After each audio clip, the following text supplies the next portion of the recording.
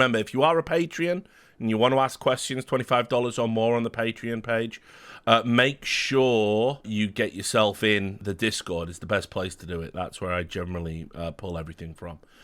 So this is Adam Oki asks, if you were putting together a team to fight the injustices in the world, a la Power Rangers or the Justice League, who are you recruiting to join the group? Where is your secret base? And who is your first supervillain you go after?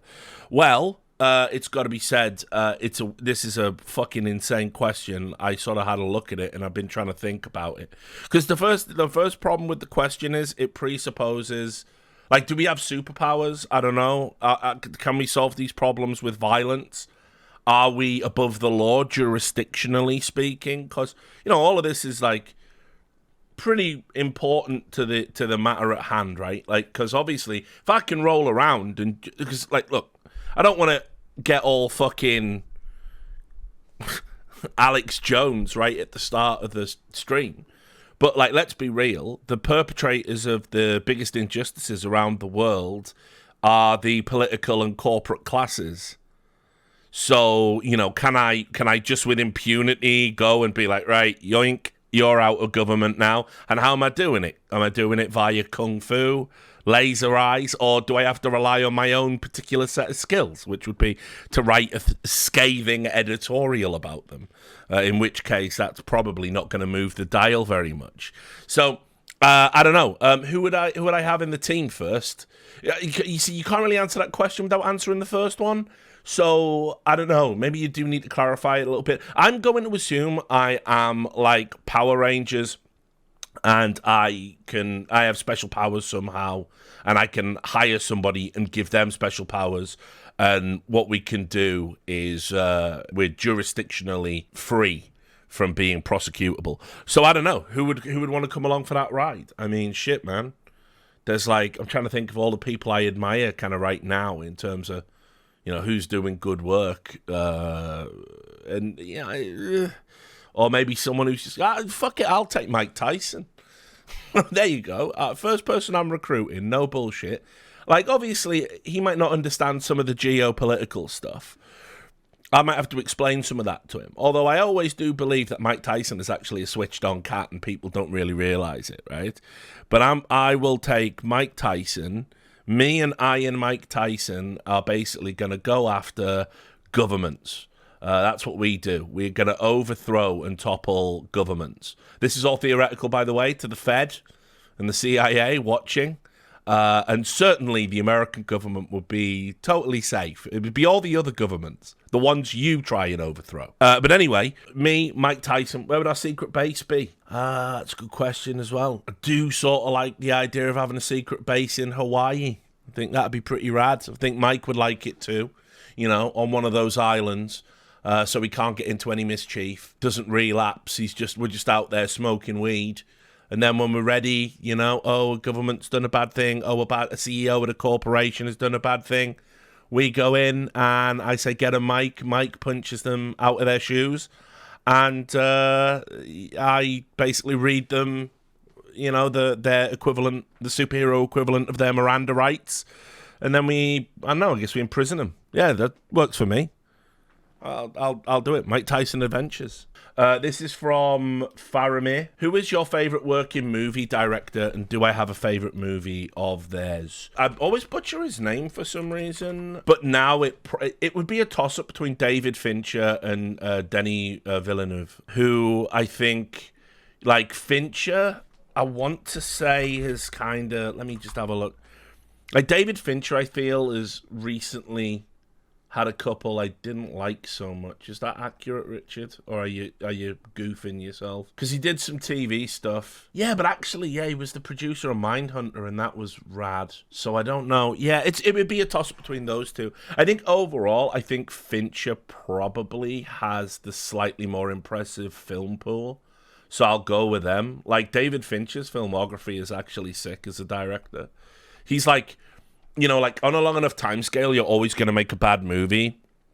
And I think that's kind of happened to Villeneuve a little bit. But that was it. It was Mank. I didn't like that. that movie with Gary Oldman about Herman Mankiewicz. It was just like sort of a generic biopic, and I didn't like it very much. And, we've shot it in black and white to give it a sense of framing and time. It's been done now, mate. You know what I mean? You're better than that. He also did The Curious Case of Benjamin Button, which I struggled to get through all of that. I thought it was like a really boring movie, which, given its, fantastical premise, is pretty wild. But all his other stuff's really good. And I'm super sad about Mindhunter because I really thought that was shaping up to be a fantastic TV show. Incredible performances. I really wanted to see where that was going to go, but that's not coming back now, unfortunately. So really is a shame. But yeah, I mean, look, people criticize him for Alien 3. I think he did a good job, all things considered. The studio were like a push me, pull you. They want, the script was dark, but they wanted to make it. Aliens was a huge marketing franchise coming out of the 80s. It was like advertising, Pepsi and stuff like that. So all the Dark Horse comics. So he got fucked by the studio, and I don't think, considering where Aliens went, it's actually not that bad. I mean, it's not great. It's like a 5-star film out of 10. 7 is a classic. The Game, hood classic. People don't talk about that too much. Fight Club, probably one of the best movies ever made. Panic Room, low key, sick. Zodiac, one of the best movies of the last 20 years. Social Network's fantastic. Takes a very boring, dry premise and turns it into a relatable human drama. Manages to get good performances out of what's-his-face, Eisenberg, which is hard to do. And Gone Girl, which is low-key, really surprised me. I thought I was going to hate it. Gone Girl was great. So, yeah, I mean, I think Fincher is probably the guy I would go for. Villeneuve is, fantastic. But Dune massively disappointed me. The more I think about it, it's why I never did the review of Dune. I said I was going to do a review of Dune. I went back, I watched the Lynch Dune, I read the book, shut up. I read the book, and I got all ready to do the review, and everyone was just jerking off about the film, and I was like, the more, I watched it, rewatched it, and I was like, yeah, actually, I don't like this film. I don't fuck with it. I think it's actually boring. I think it might be Villeneuve's worst film. So it was like, you can't say that on a YouTube video. Like, the one time I even said that I didn't like doing that much on a stream, it got cut into one of the YouTube videos, and there were people replying with, essays about why I was wrong. It's like, yeah, I ain't fucking with that fan base again, I guess. The end. This is just the beginning. Oh, beam me the fuck up, mate. Beam me up. I'm not having it. So, yeah, it's Fincher for me, and I think if I had to pick a film, it's very hard with Fincher because, saying a favourite film by them, 7 is great. Fight Club I've watched that like a million times. It's probably the movie I've watched the most in my life because it's aimed at my generation, and it's talking specifically, about the problems that kind of faced the Gen Xers, but Zodiac is just great. Zodiac is just a fantastic film. It's a police procedural. It's a character piece. It's a horror movie. It's like this genre mashup. It's like over 2 hours. It fucking flies by. Fantastic performances from an engaged cast. Yeah, just really great film. Great film, Zodiac. Can't recommend it enough. L. Treams. How much would esports benefit from a larger-than-life character personality akin to The Rock and Stone Cold, a Tyson, a McGregor, etc.? Or does the demographic that esports attract make these sorts of stars harder to market? Are there any candidates you think could have been that attraction to tentpole their respective game around? Unfortunately, the reality is that you cannot be a genuine heel in esports. I think the problem you have is that the audience is too young, and actually increasingly we know that esports is really just a sort of canvas for them to project their bullshit onto. It's kids, it's teenagers having their edgy, difficult years, can't control their hormones, can't control their tempers, problems at home, problems at school, problems at college, bad relationships, bad jobs. And so when what they want esports to be is sort of some like anime-esque utopia where everyone's friends, everyone plays games, everyone wins by the power of friendship, because that's like their power fantasy. That's like the kids' power fantasy these days is that, which is fine. It's more healthy than, anything that's destructive or violent or negative. But ultimately it means that when you have like a heel in, that type of audience, unfortunately, they don't like it because they project onto that character the school bully. That's what they know. The school bully, the domineering boss, the annoying teacher, the parent that doesn't let them express themselves or have freedom. And so what they do is, they project that onto that individual. Now, I'll use Thorin as an example. He liked to be a heel on the desk, and he's ended up one of the most villainized and despised people in esports. People tell, monstrous lies about him to this day. Like, again, I'm literally, just before I've gone live, on the main CSGO subreddit Discord, there's some pleb on there, again, just inaccurately quoting him because he's been in a drama again today. And it's like, they're not really attacking Thorin. They're attacking somebody that gets to, walk around, say fuck you, can't really be fucked with, and they don't like it because those people in their lives, they can't stand up to them. There's a power differential. So, yeah, unfortunately, heels never go over well. So trash talk has to be understood, like coded to be friendly, like friendly banter, then it's okay. But if a team beats another team and then genuinely trash talks them and says they're shit, you will notice the average esports fan doesn't like that. And the reason they don't like that, again, is it comes to their relatable framework of life experience, which is bullying. It's bullying, it's like when they're doing the fitness test with the beeps and they come in last and someone laughs at them and says you're fat, maybe you should stop playing computer games or whatever. And they don't want to see people doing that in a space they're ultimately retreating to. There's a lot of parallels. It's not to say it's entirely bad or wrong, because I'm trying to be a bit more reflective in my old age. You will notice I am getting a big grey, bushy beard. It's like when people in video gaming always say, I don't want politics shoved down my throat in a video game. And sometimes they don't realise, about the inherent political nature of art, of entertainment, of just anything that's commercially sold. And what they really mean is they don't want to be lectured about current events because they want to retreat to a fantasy world. I have some sympathy with that position, even though I do think it's also inherently absurd to say that, Fallout's not a political game just because it doesn't have any Trump allegories in it, So I get it. I get why a teenager who's experienced bullying and has encountered like domineering personalities they can't do anything about in their real life, I get why they wouldn't want to see that in their anime cartoon. But what I do notice is you don't have to do a lot to become a villain in esports. You really don't. You can look at me. I mean, I've recorded an episode of the Esports Gospel.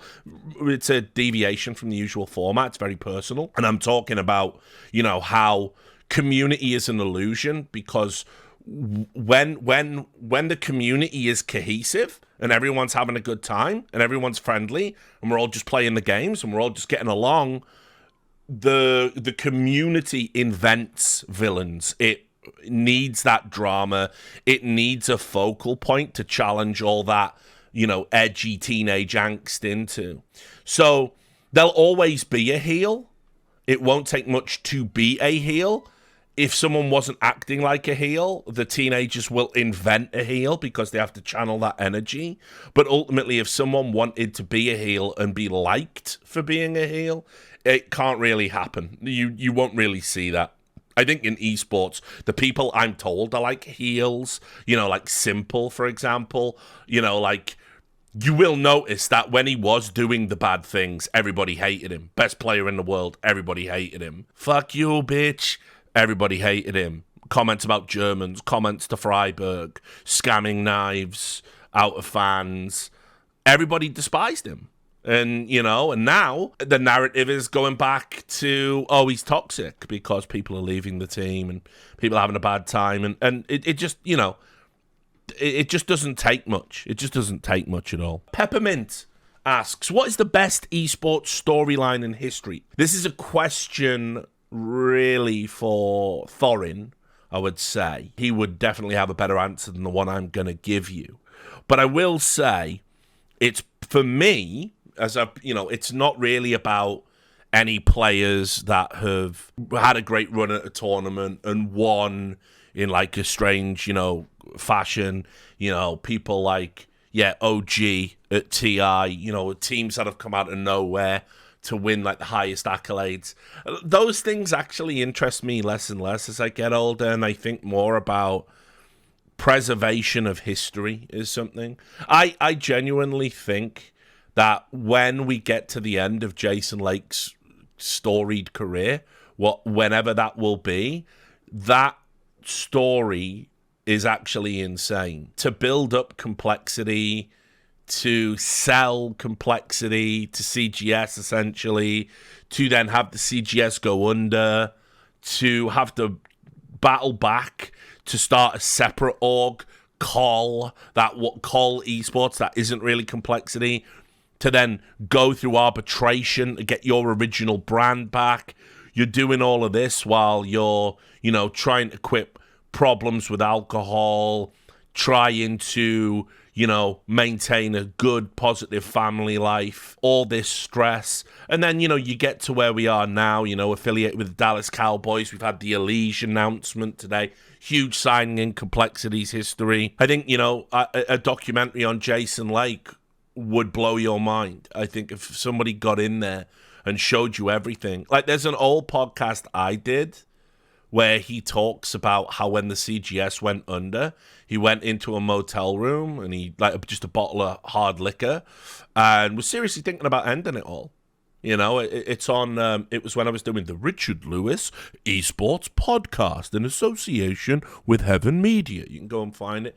And it's like, that's how much it meant to him, and he's always been like an actual hero of mine. But I like flawed people. And Jason, the running joke is, like, I sort of admired him when, for him, he looks back on the person I admired and he doesn't like that person very much. But he changed his entire personality. Like, he worked on all of his flaws, ironed it out, quit drinking, got healthy, worked on his temper. And, like, the guy you meet now is just such, like, an unbelievably, like, sweet, caring, compassionate guy. You think about how he handled all of the Oboe stuff, went far and beyond what any esports org would do for a former employee. That's the Jason Lake I know. And as I said, his battle to keep Complexity where it is, to get the big buyer, to get the money to live his dream finally, it's a really cool story. And it's better than any tournament because he was at actual rock bottom. Like, he was at rock bottom. Not like rock bottom. I mean, listen, the Double Lift story, I know Double Lift is a fucking melt, but being kicked out your house, having to couch surf, and then going on to become one of the most, decorated pros in your region. Obviously, the tragedy with his family as well, and he just went to Worlds and played. That's some king shit. There's not a lot going on upstairs, but again, you can't dispute the facts. We've got a lot of people who've overcome some real adversity and been to some real dark places. And because we have a very immature audience, those stories don't tend to play well. You will notice that, like, we've had a couple of documentaries doing a player and it'll be like, and they lost a parent. And it's like, yeah, we're all sadly going to go through that because think what the alternative is. And I get it, it's terrible. Like, losing a parent, losing a family member. But, like, some people have had, like, horrible, horrific things happen to them. Like you couldn't believe. And we don't tell those stories because they're like, it's a bit too dark for the audience or people don't want to get in it. And also, sadly, if you're ever raw, honest, and vulnerable with this community, they'll just use it as ammunition against you. If somebody came out and talked about something that happened to them that was harrowing and horrible, there would be a tweet within minutes. Ha ha. this happened to you. So yeah, but yeah, for me, Jason Lake is one of the Mount Rushmore characters in NA esports for me, and his growth as a man, his growth as a person, his genuine consideration for other human beings. Wonderful, wonderful man. A great man. A truly great man. And I don't think his story's ever been told because we focus on players more than owners and managers. Right, Alfredo, I've been traveling for a bit. Did the Patreon question stream ever happen? It did. It's on YouTube and on Patreon as well. Thanks for your question. BK Who? Of all the UK food, which food would you recommend to a tourist? And people have replied with a Greggs logo. I wouldn't recommend Greggs. What I would say is, fish and chips are not great food. They are considered to be the traditional British food. If memory serves me correct, it's from a tradition, because we're a tiny island, I'm sure you know that. And so we used to get a lot of the seafaring nations that used to come over. But I think it's a tradition that started in the 1600s where French people and Spanish people that had come over, they would fry fish in flour, and it's just been sort of a ubiquitous part of the cuisine. Because what you have to think about with British food, so first of all, this meme about British food being bland, let's assess this historically. First of all, we don't have a lot of spices, actual spices, not herbs, or herbs as Americans call it for some reason. We don't have a lot of spices native to our country, and those that we did import were not able to thrive because of the climate. We don't have a lot of sun, unlike now. Thanks to that global warming thing, that's definitely not happening. It's fucking 30 degrees at 9 o'clock at night. But anyway, we don't have a lot of spices. And so as a result, our food is more about balance of flavors based around kind of, herbs that do grow naturally on the British Isles, which is a bit less upfront than, spices in traditional like Indian cuisine and whatnot. So also you have to remember that British food, a lot of our popular cuisine, it's peasant food. It's feudal. It's from feudal times. Pies, ever since the potatoes were brought over, we've had lots of, tuberous vegetables, stodge, eggs, flour, bread, and not a lot of meat traditionally. And that's why, because obviously meat was expensive, meat was a luxury. You had to be able to get meat regularly because there were no preservation techniques. So one of the ways people would do it is they would seal it in jelly, aspic jelly, because it would make airtight seals so it would preserve meat for longer. That's how you end up with stuff like jellied eels being a traditional English food, and they are vile, and I wouldn't recommend those either. But our food is about stodge. It's about filling you up, and lots of carb-dense food, because it would be your one meal a day, and then you would be out, tilling the land for me master, doffing the cap to the nobility. And all our cuisine sort of comes from that. Even right up until Yorkshire pudding, right? Yorkshire pudding, for those who don't know, it's like eggs, flour, you make a batter, you cook it. You will typically have Yorkshires with sausages, they call that toad in the hole, or you'll have it as an accompaniment to your Sunday roast. We have a tradition over here where on a Sunday we have a big roast with vegetables. But the Yorkshire pudding was not created as a supplement to meat, it was created as an alternative to meat. Because you still had to get your protein in there, and eggs were easier to get a hold of if you had like a little freeholding of land. And so people used to use the eggs to supplement the lack of meat. So, anyway, all of that said, traditional British food, it's stodge, it's hearty. I think stews and pies, I think we excel in those, honestly. But it's just not bombastic enough for particularly the American palate, but some European nations as well. The French are very derisory about British food. Italians are very derisory about British food. Where you want to get into is the great the Anglo-Indian fusion that happened over here ever since the days of the Raj. So she's talking like 1700s. And our relationship with India, let's call it that, I don't want to get into the colonialism stuff if we can avoid that. But our relationship with India, which, you know, I'm very well informed about because my godmother was Indian, you know, that brought over like some unique foods that actually they're British made, but they're Indian style. And that's always super interesting. So, you know, like mulligatawny soup, for example, which is like a spicy Indian oxtail soup. It's an Indian twist on a British classic. You know, the chutneys, they're very British because we make preserves and jams. We're known for that. We get to do lime chutney, lime pickle, you know, mango chutney. That's all that there as well. The Balti in Birmingham, that was created over here. Chicken tikka masala, invented in Glasgow. Indian food for me is British food. It was what I was brought up with. I was eating curry at a very young age, curry naan, you know, digging in. I was eating that kind of food at a very young age. And so it's never really, you know, it's always been British. We call it an Indian, but it's a nod to its origins rather than, you know, in the same way you might think about Chinese food or whatever. It's so closely linked.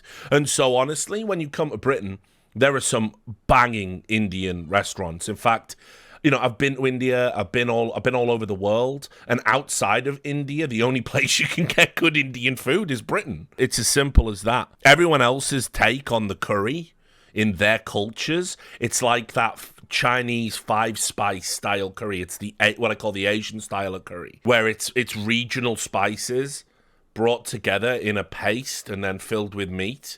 But Indian food, the variety of flavors, the variety of heat, the spice balance, it's incredible. It's some of the most complex cuisine in the world, Indian food. And when you add the British twist to it, it gets something else. It gains something.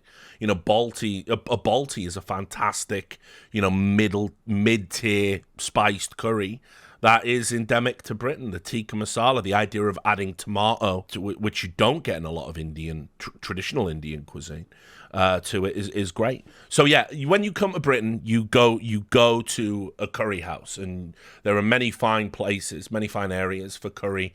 You know, Birmingham, obviously, Bradford, another, Leeds, Sheffield, London.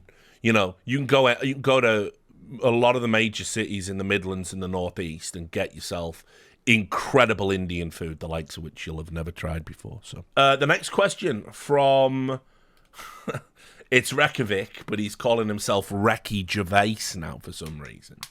Considering Jake Lucky used to be called CSGO News, how is his knowledge of the scene worse than people who stopped watching 4 years ago? And listen, I don't know. I don't know how you do that. I don't know how you manage it. It seems to be a bit of a talent. As I said, I don't think he'd put in a lot of work for the major, which was disappointing. Because I'll give anyone the benefit of the doubt, and I'll always praise good work no matter who it comes from, because I'm fair, and I don't have to like you as a person or think that you do good work all the time to acknowledge when you do something good.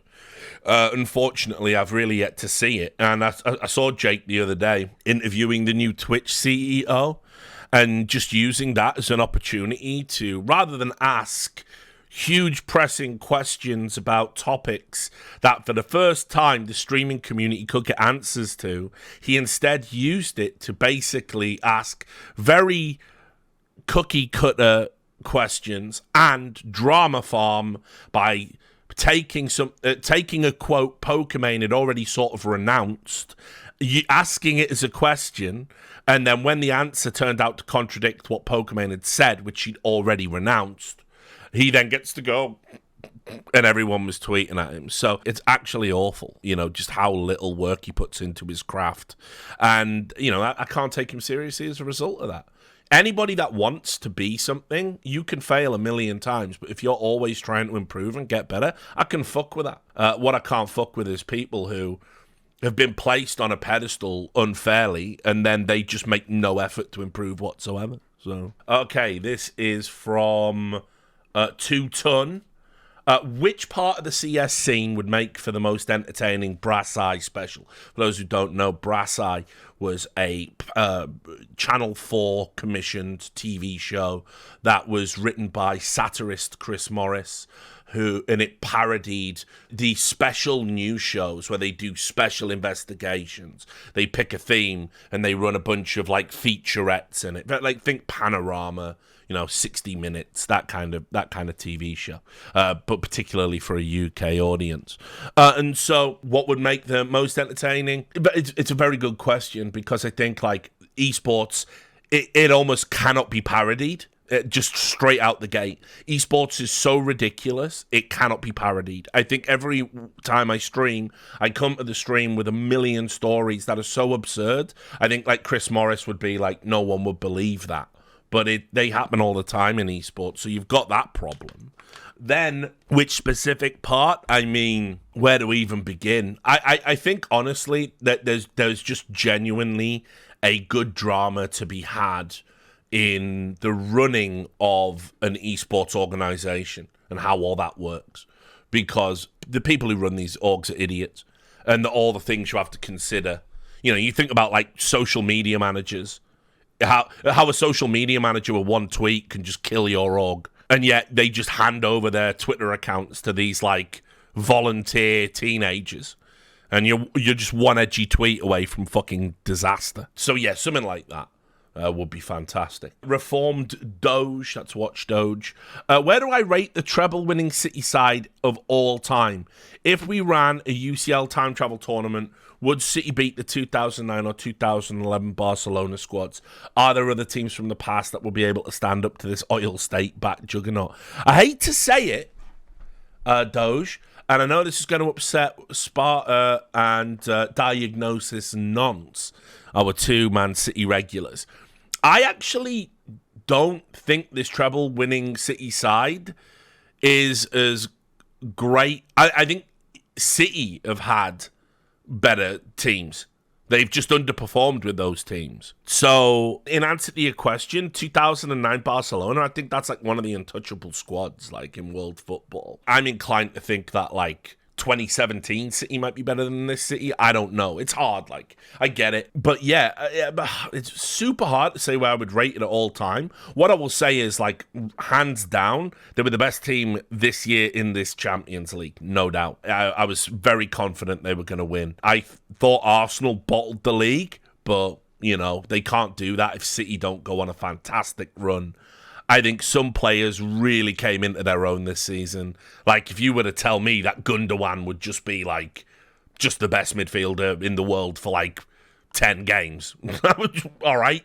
Okay, that's something that could happen. Or if you would tell me that Grealish, who for a year and a half looked like a £20 million player, let alone, not a £100 million player, and then he would be one of the better wingers in European football coming down the home straight. I just think overall, I think the level of football, because of the financial stuff with the pandemic, I do think the overall level came down a little bit, and City were the best of a bad bunch. I think if we go back to 2017, City might be superior. But, ultimately, I think City right now, yeah, best team, right? Speaks for itself.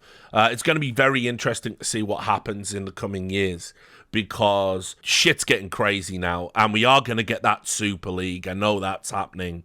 So what type of success City can sustain off the back of this, I don't know. But any team that wins a treble is one of the greatest teams ever. So, yeah, that's my opinion. This is from Jerky's Minion. If you ever got to be a roadie for any band in time, which one would it be, and what would be your speciality that only you can bring to the table for them?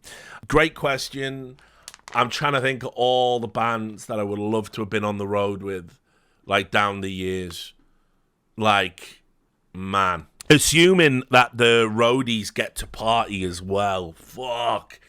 Because here's the thing.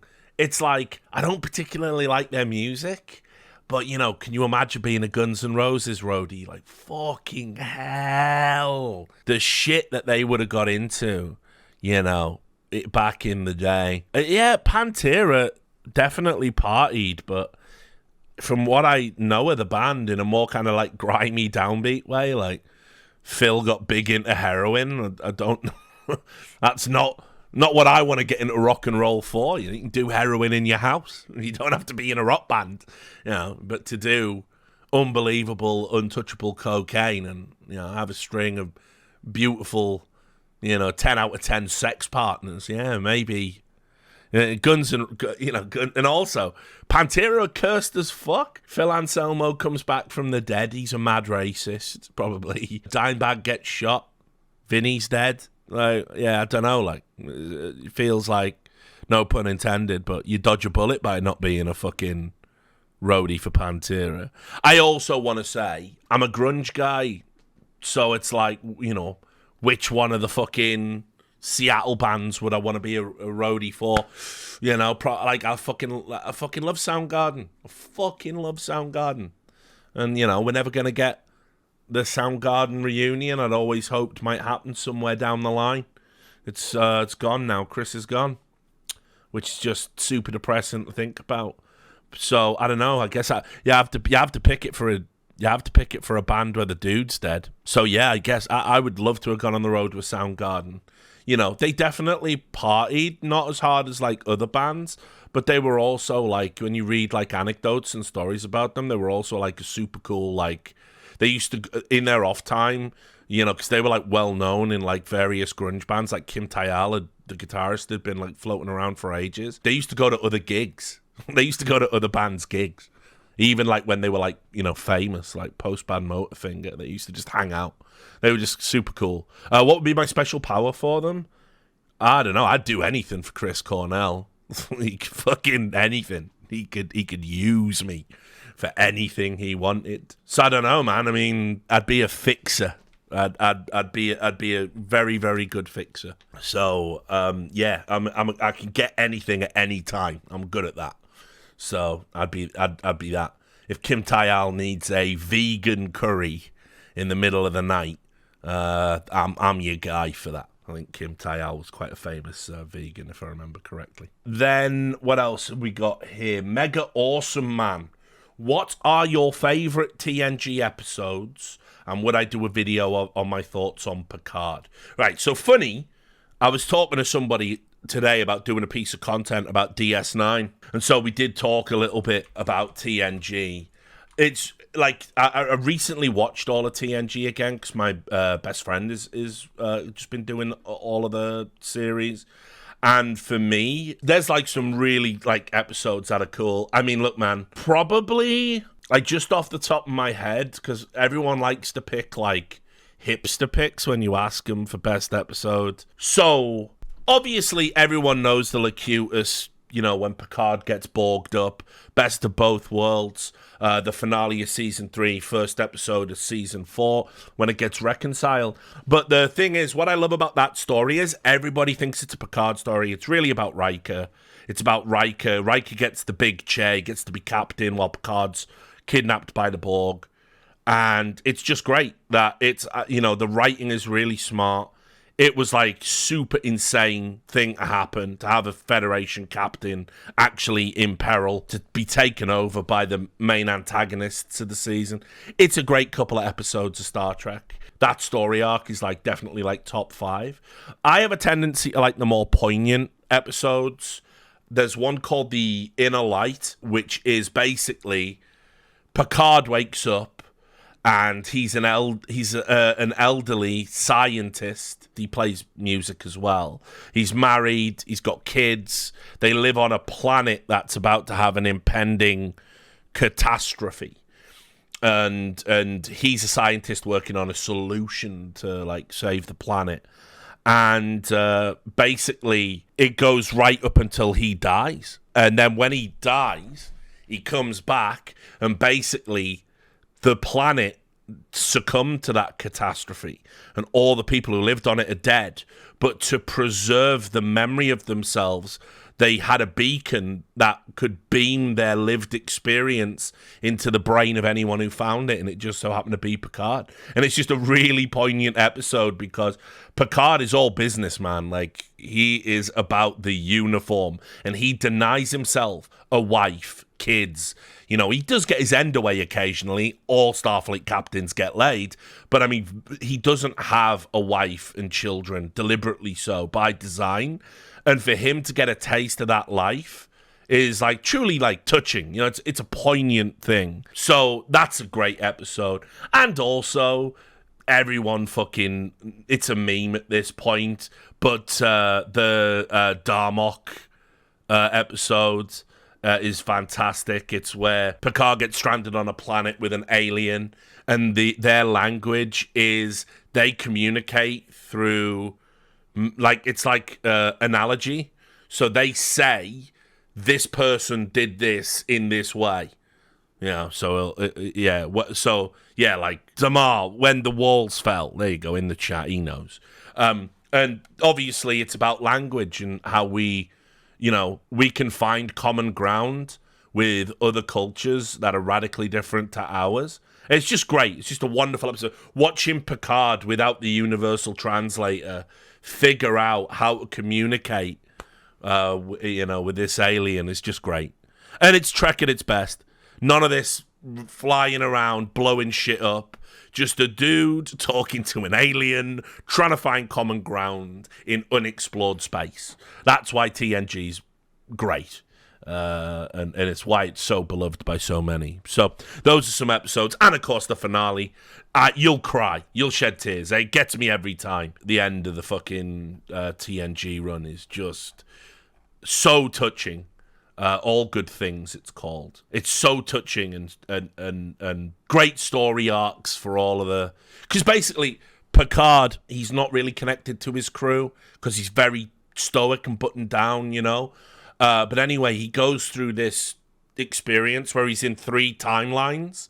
And it's the first day on the Enterprise, the present day, and a future where he has dementia, right? When he's fully Bidened. And... he has to get to the same point in space in all 3 timelines. And to do that, he has to leverage the trust of his friends that he's had these incredible relationships with. And because everybody trusts and loves Picard so much, they agree and he gets to do it. And the episode ends with him going to play poker for the first time with the crew. And he just sits down and says, I should have done this sooner. And then it just ends. And it's just beautiful. It's just perfect. What a piece of TV, So, yeah, all of those episodes are just rad. But, I mean, basically, once you get past most of Season 2, TNG just becomes compelling sci-fi and fantastic television. Gaming poll, DK.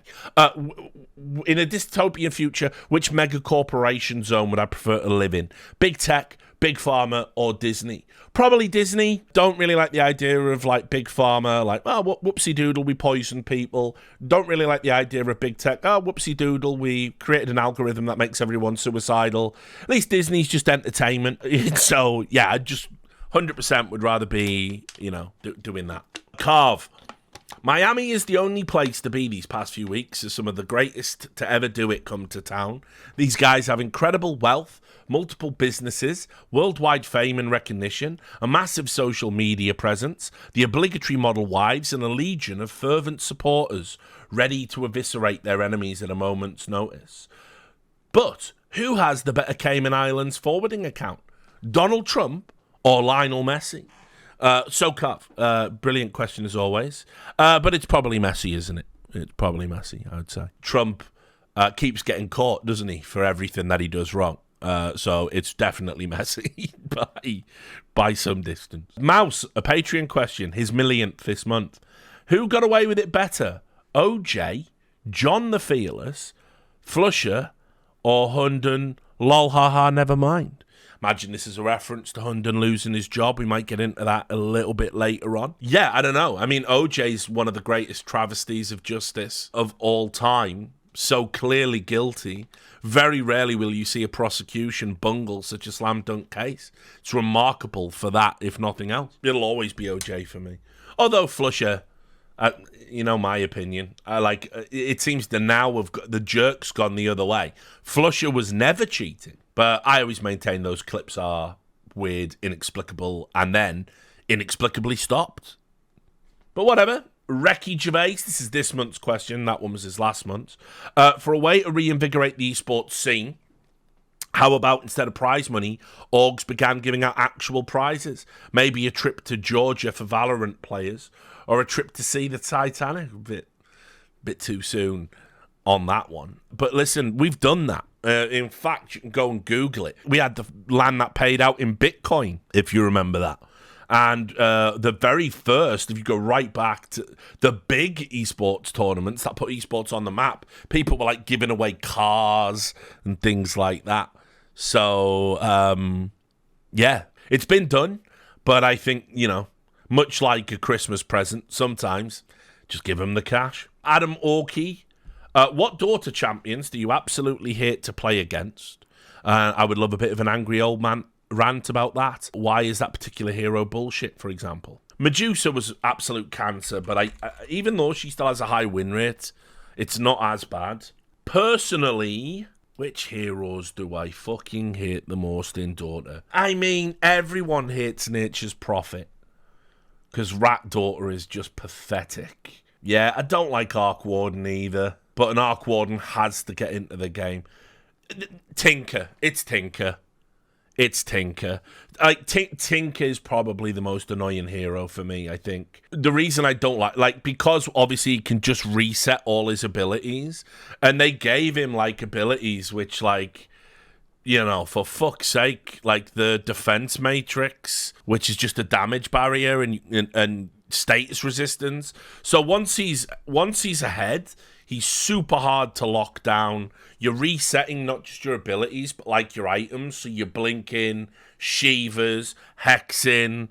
It's super, super annoying. You have to do once a Tinker gets into a game, you have your entire team effort is built around essentially shutting him down. And honestly, out of there's not a lot of cheating in Dota. But out of the heroes that script the most, a scripting Tinker is AIDS. It's beyond cancer. It's super AIDS. You cannot, you just can't do anything about it because they've got, auto blink and fucking, all their items are being done in perfect cycling. And, yeah, if your HP gets to the level for a Dagon to fucking kill you, it'll automatically put it on you and stuff. So it's The scripting Tinkers are fucking absolute cunts as well. So yeah, I mean, I didn't even mind techies back in the day. Everyone used to hate techies. Never really had a problem with that. It's yeah, you haven't seen techies on a map for 5 minutes. You know where he is. Guess what? That's full of mines now. Just you can BKB and trample through it or buy a fucking gem. Your call. So I never really had a problem with Tinker. I also thought he wasn't that good a hero. He was just It was hard in 6.8, I think it was, where that was the sniper techies patch, because they had the fountains inside the base, so high ground was just impossible into a sniper techies combo. But other than that, I never really had a problem with techies. Yeah, Tinker's always been one of the most annoying heroes for me, for sure. And Smurfs abuse it. Smurfs abuse Tinker more than they abuse Meeple. Or or Puck, or any of those other heroes, you see. So yeah, fuck Tinker forever.